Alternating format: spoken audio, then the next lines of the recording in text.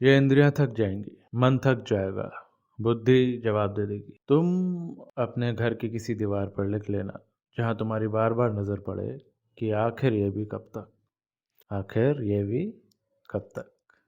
और दूसरा काम करना कि दूसरी ओर ऐसा लिख देना कि ईश्वर के सिवाय कहीं भी मन लगाया तो अंत में रोना ही पड़ेगा। ये दो सूत्र तुमको बहुत मदद करेंगे।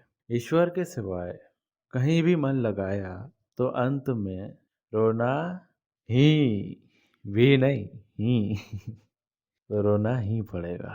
ईश्वर के सिवाय कहीं भी मन लगाया तो अंत में रोना ही पड़ेगा। और मन को बार बार दिखाओ।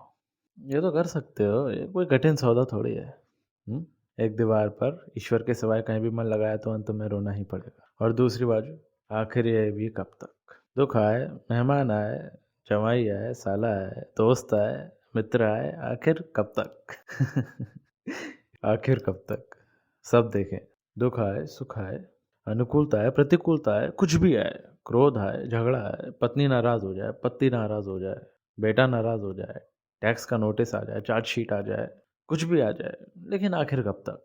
जब सृष्टियाँ बदल जाती हैं तो तुम्हारी शीटें, नोटिस कब तक। ऑल इज पासिंग थ्रू, सब बीत रहा है, सब प्रसार हो रहा है, वही का वही नहीं है। अब दिए की लौ जो थी वो बदल गई है। पानी, तुम पानी में एक बार नहा सकते हो, दोबारा नहीं नहा सकते। नदी के उस पानी में एक बार नहा सकते हो, जैसे गोता मार कर निकले तो पानी आगे निकल गया, नहाओगे तो दूसरे पानी में नहाओगे। उसी पानी में नहीं नहाओगे। ऐसे ही समय के साथ सब बीत जाता है, उसमें कुछ भी स्थिर नहीं है। नानक ने वास्तव में सच्चा खाया। देखत नैन चलो जग जाही, क्या मांगू कछु स्थिर न रहाई। देखत नैन चलो जग जाही, क्या मांगू कछु स्थिर न रहाई। तो जब तक आपको लगता है कि ऐसे कैसे होगा, सब हो सकता है। एक पानी की बूंद बड़ी होती है, नाचती है, गाती है, नेता बनती है, मिनिस्टर बनती है, प्राइम मिनिस्टर बनती है, वर्ल्ड टूर करती है।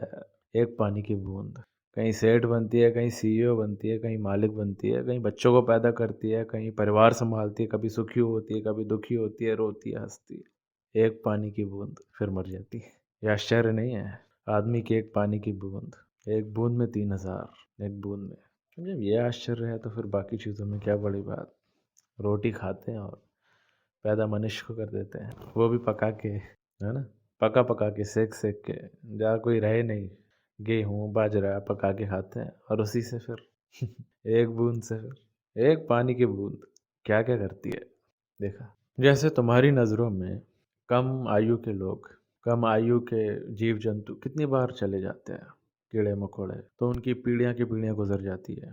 उनकी 2 दिन की, 4 दिन की, 10 दिन की आयु है, और हम अमर दिखते हैं उनके, हमें चिरंजीवी। उनके कंपेयर में हम अमर हैं, लेकिन इस पूरे कायनात के आगे, पूरे सृष्टि के आगे हम भी उन कीड़े मकोड़ों की तरह हैं। इसीलिए परमात्मा का नाम नानक जी कहते हैं अकाल पुरुष।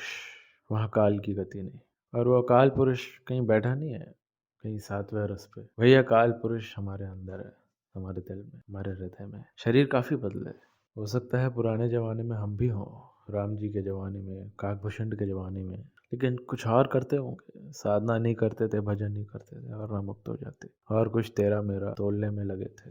और जो कुछ भजन करते थे उनको देख के कहते थे देखो कितने अच्छे हैं, देखो। तो उनकी अच्छाई की अपनी अच्छा थी, तो अपना नंबर लगते लगते यहाँ आ गया। अब तुमको देख के कोई बोले कि देखो सत्संग सुन रहे हैं, शिविर में हैं, नहीं तो संसार में फंसे हुए हैं, उनको तो जहाँ इच्छा होती है वहाँ आपकी गति हो जाती है बाबा। देर सवेर वहाँ हो जाता है। देर सवेर अपना संकल्प सत्य होता है। इसीलिए ऐसे वैसे गंदे संकल्प मत करो। संकल्प करो तो ऐसा करो कि अमर तक